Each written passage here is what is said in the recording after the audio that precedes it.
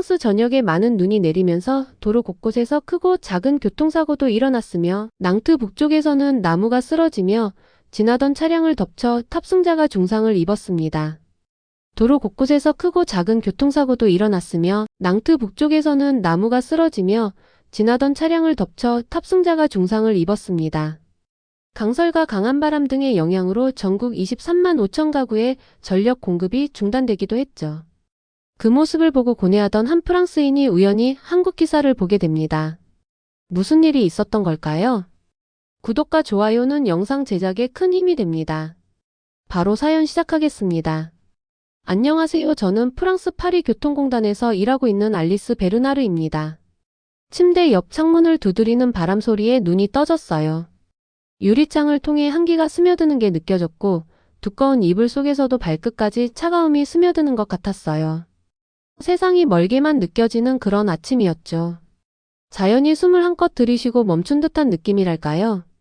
창밖을 내다보니 온 세상이 하얗게 변해 있었어요. 눈이 온 세상을 덮었더라고요.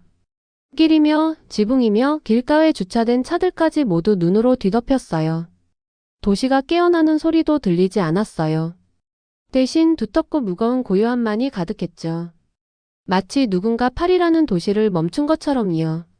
출근 준비를 하며 방구석에 TV를 켰더니 목도리와 코트를 두른 뉴스 앵커가 내리는 눈을 배경으로 숨이 보일 정도로 추운 날씨 속에서 말하고 있었어요. 카이타노 폭풍이 도시를 멈춰 세웠습니다. 파리 전역에서 약 300km에 달하는 교통체증이 보고됐으며 여러 구역에서 정전 사태가 지속되고 있습니다. 관계자들은 주민들에게 꼭 필요한 경우가 아니라면 외출을 자제할 것을 권고하고 있습니다. TV를 꺼버렸어요. 하지만 제 직업은 바로 그런 꼭 필요한 경우에 해당했거든요. 파리 교통청에서 일하는 건 화려하지 않았지만 중요한 일이었어요. 특히 이런 날엔 더더욱요. 배낭을 챙겨 어깨에 메고 차가운 공기를 각오하며 집 밖으로 나섰어요. 거리는 으스스할 정도로 조용했어요. 자동차들은 눈 속에 묻혀 있었고 앞유리는 성에로 가득했죠. 길 모퉁이에선 배달 트럭이 버려진 채 얼음 슬러시 속에서 바퀴가 헛돌고 있었어요. 도시의 평소 웅성거림 대신 내 부츠가 눈을 밟는 부드러운 소리만 들렸어요. 이 고요함이 불길하기까지 했어요. 마치 도시 전체가 숨을 죽인 것 같았거든요. 지하철 입구에 도착했을 때 심장이 다시 철렁 내려앉았어요. 입구에 붙어있는 손글씨 안내판에는 날씨로 인해 운행 중단이라고 쓰여 있었죠. 평소 출근길이 막혔으니 걸어가는 수밖에 없었어요. 갈수록 상황은 더 나빠졌어요. 제설차가 아직 이 지역까지 오지 못한 탓에 인도는 거의 지나가기 힘들 정도였어요. 몇 번이고 미끄러져서 넘어질 뻔하며 중심을 잡느라 팔을 휘저었어요. 교통청 통제센터에 도착했을 때는 청바지가 이미 젖어 있었고 장갑을 꼈는데도 손가락이 얼어붙을 것 같았어요. 안에 들어가니 난리가 아니었어요. 전화벨 소리가 끊이지 않았고 공기는 긴장감으로 가득 차 있었죠. 제 상사인 로랑 씨는 중앙에서 헤드셋을 쓰고 지시를 쏟아내고 있었어요. 그의 얼굴은 벌겋게 상기돼 있었고 평소 깔끔한 모습은 온데간데 없이 지쳐 보였어요. 팀원이 제가 겉옷을 벗는 걸 기다릴 틈도 없이 태블릿 하나를 건네주었어요. 지도와 데이터가 잔뜩 담긴 태블릿이었죠. 교통체증은 상상 이상으로 심각했어요. 무려 300km에 달하는 정체, 사고는 처리 속도보다 빠르게 발생하고 있었고 몇몇 지역은 아예 접근조차 불가능했어요. 우선순위는 주요 도로를 치우고 응급 차량이 지나갈 수 있도록 확보하는 겁니다. 로랑 씨가 말했어요. 제설차 팀과 조율을 맡아주세요. 더 심각해지기 전에 상황을 진정시켜야 합니다. 저는 고개를 끄덕였지만 그의 말이 주는 무게가 느껴졌어요. 이 얼어붙은 도시를 어떻게 해결할 수 있을지 막막했거든요. 한쪽 구석에서 자리를 잡고 전화 통화를 시작했어요. 제설차 운전사들은 이미 과로 상태였고 기계들도 폭설에 고전하고 있었어요. 몇몇은 밤새 일하느라 지칠 대로 지쳤고 다른 이들은 자신들조차 눈 속에 갇혀서 움직일 수 없었어요. 몽테뉴 거리로 갈 수 있나요? 한 운전사에게 묻자 피곤한 목소리로 대답했어요. 불가능합니다. 몇 시간째 시도 중인데 눈이 너무 깊어요. 저는 관자놀이를 문지르며 다른 팀에 다시 전화를 걸고 또 걸었어요. 하지만 대답은 다 똑같았어요. 마치 숟가락으로 물에 빠진 배에서 물을 퍼내려는 기분이었어요. 시간이 흐를수록 바깥 상황은 더 나빠졌어요. 정전으로 인해 온 동네가 어둠에 잠긴다는 보고가 끊임없이 들어왔어요. 샤를드골 공항도 대부분의 항공편을 취소하면서 수천 명의 승객이 발이 묶였죠. 구급차는 병원에 도달하지 못했고 소방서도 압도된 상황이었어요. 저녁이 되자 피로가 밀려왔어요. 손가락은 떨리고 주변의 끊임없는 소음 탓에 머리가 울렸지만 멈출 수 없었어요. 매 순간이 중요했고 도시가 우리를 의지하고 있다는 걸 알고 있었으니까요.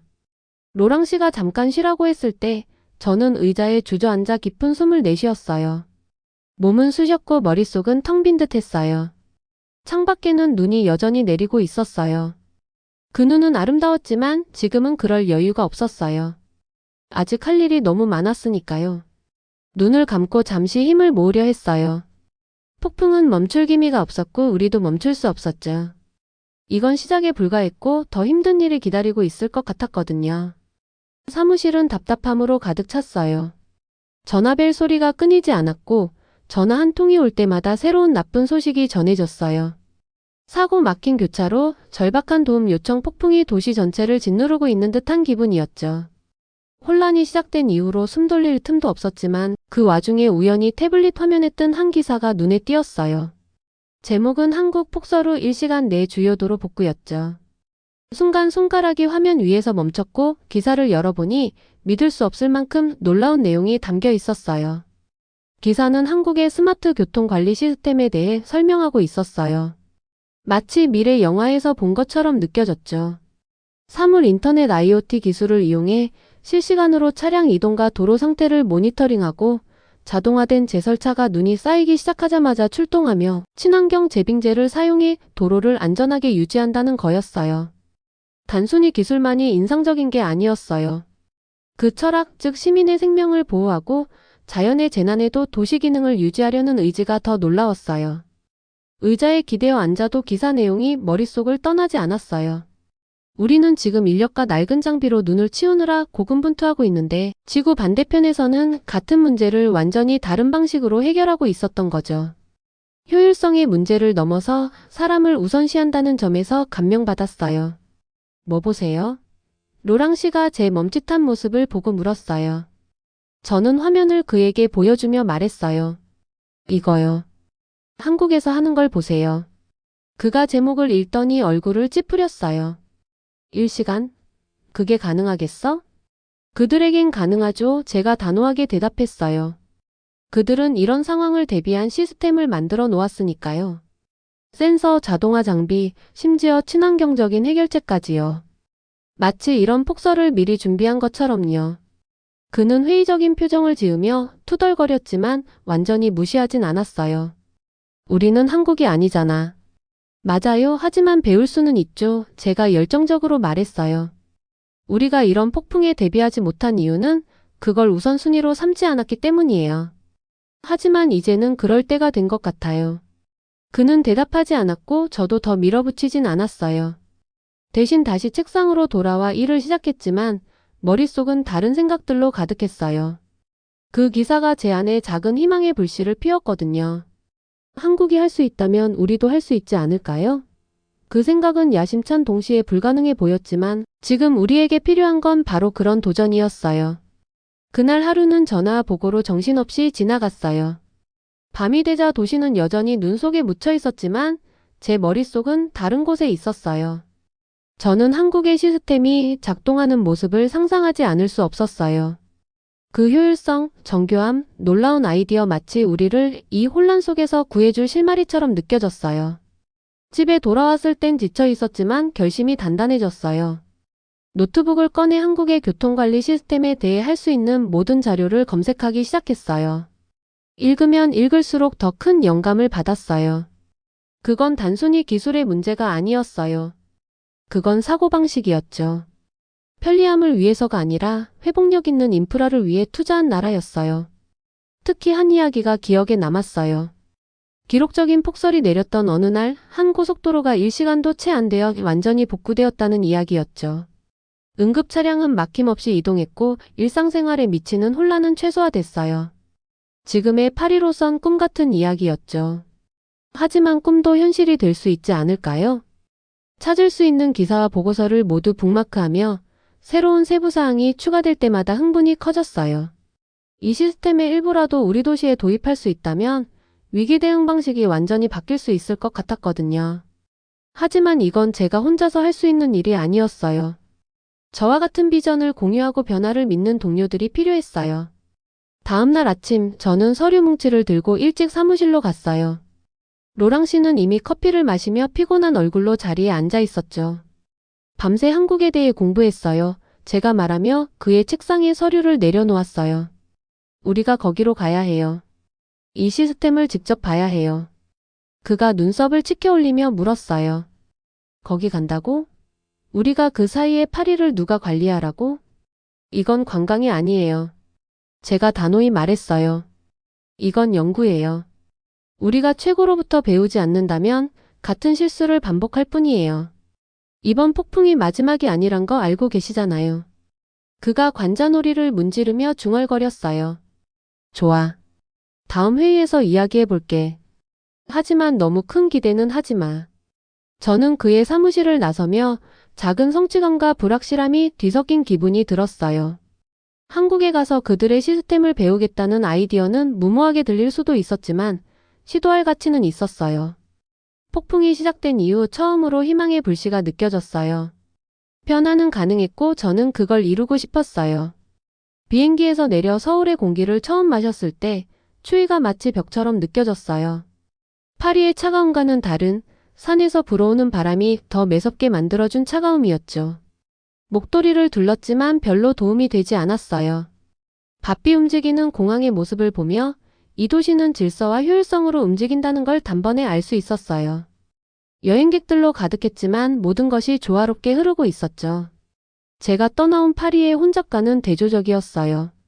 제가 서울을 방문한 날은 눈보라가 몰아치는 날이었어요. 제 방문 목적에 딱 들어맞는 운이었죠. 한국의 교통관리 시스템이 실제로 작동하는 모습을 금세 볼 수 있었거든요. 도로는 눈으로 덮여 있었지만 파리처럼 혼란에 빠진 모습은 없었어요. 대신 거의 초현실적일 만큼 차분하게 모든 것이 움직이고 있었죠. 인터넷으로 교통정보센터라는 사이트에서 실시간 교통정보를 확인할 수 있었어요. 사이트 화면에서 도시의 라이브 영상을 보여주고 있었어요. 모든 거리와 교차로가 실시간으로 지도에 표시되고 있었고요. 빨간 선은 정체구역을 보여주고 있었고 돌발 정보 또한 빠르게 파악할 수 있게 되어 있었어요. 교통관리센터에서 기술자들과 분석가들이 일사불란하게 작업하고 있었어요. 그들의 손은 키보드 위를 빠르게 오가며 조건을 모니터링하고 조정을 하고 있었어요. 자동화된 제설차들은 체스판의 말처럼 배치되었고 각각 우선순위가 높은 도로를 치우기 위해 전략적으로 움직이고 있었어요. 무작위나 즉흥적인 대응이 아니라 계획적이고 정밀하며 무엇보다도 효과적이었죠. 센터에서 만난 관계자가 설명을 해주었어요. 영어는 유창했고 설명하는 동안 넘치는 열정이 느껴졌어요. 우리는 IoT 센서에 크게 의존해요. 그녀가 화면의 점들을 가리키며 말했어요. 주요 도로에 설치된 센서들이 온도, 적설량, 교통 흐름에 대한 데이터를 실시간으로 전송하죠. 이를 통해 문제가 생기기 전에 자원을 어디에 투입해야 할지 결정할 수 있어요. 문제가 생기기 전에요. 저는 감탄하며 그 말을 따라했어요. 우리는 늘 문제 발생 후에야 허둥지둥 수습하는데 말이에요. 하지만 저를 가장 감동시킨 건 기술이 아니었어요. 바로 사람들이었죠. 눈 내리는 서울의 거리를 걷다가 깊은 감명을 받은 장면을 봤어요. 시민들이 삽을 들고 나와 인도와 길목을 치우고 있었죠. 나이든 남녀가 청소년들과 함께 일하며 추운 공기 속에서 입김을 내뿜었어요. 운전자들은 갇힌 차를 밀어주는가 하면 낯선 사람들이 추위에 떠는 이들에게 따뜻한 차를 건네주기도 했어요. 그들의 공유 책임감은 제가 이전에 본 적 없는 모습이었어요. 파리에서는 눈보라가 오면 좌절과 비난이 따라왔죠. 당국에 화를 내거나 남 탓을 하며 불만을 토로하곤 했어요. 하지만 여기서는 사람들이 함께 힘을 모으고 있었어요. 센터 관계자에게 제가 서울에서 겪은 제 경험을 이야기했어요. 그녀는 고개를 끄덕이며 말했어요. 이 시스템은 사람들 없이는 작동하지 않아요. 그녀가 말했어요. 기술이 할 수 있는 건 한계가 있어요. 중요한 건 마인드셋이에요. 협력하려는 의지, 그게 성공의 열쇠죠. 모두가 도시를 유지하는 건 공동의 책임이라는 걸 이해하거든요. 그녀의 말은 오래도록 제 마음에 남았어요. 기술이 아무리 뛰어나더라도 그것을 뒷받침하는 사람이 없다면 의미가 없다는 걸 깨달았죠. 세계에서 가장 똑똑한 시스템도 그것을 지지할 마음가짐이 없다면 제대로 작동하지 못할 거예요. 서울에서의 방문이 끝날 때쯤 저는 무거운 마음으로 그러나 새로운 목적의식을 품고 떠났어요. 단순히 기술 도면과 데이터를 가져온 게 아니었어요. 제가 본 정신, 즉 혁신과 인간성이 조화를 이룬 모습을 마음에 새기고 돌아갔죠. 비행기에서 구름 아래를 바라보며 제 머릿속은 수많은 가능성으로 가득 차 있었어요. 파리도 변할 수 있을까요? 쉬운 일은 아닐 테고 단기간에 이루어질 것도 아니겠지만 가능하다고 믿었어요. 제가 사랑하는 도시에 다시 발을 디뎠을 때 희망의 불씨가 피어오르는 게 느껴졌어요. 이건 단순히 시스템을 고치는 문제가 아니었어요. 효율성을 넘어 공동체를 중요시하는 사고방식을 바꾸는 일이었죠. 처음으로 앞으로 닥칠 폭풍도 충분히 이겨낼 수 있을 거란 믿음이 생겼어요. 파리로 돌아왔을 때 저는 저항과 관성이 가득한 세계로 다시 들어선 기분이었어요. 폭풍은 지나갔지만 그 상처는 여전히 도처에 남아 있었어요. 부러진 나무, 손상된 도로, 간신히 살아남은 도시 대부분의 동료들은 그냥 일상으로 돌아갈 준비가 되어 있었지만 저는 한국에서 본 광경을 잊을 수 없었어요.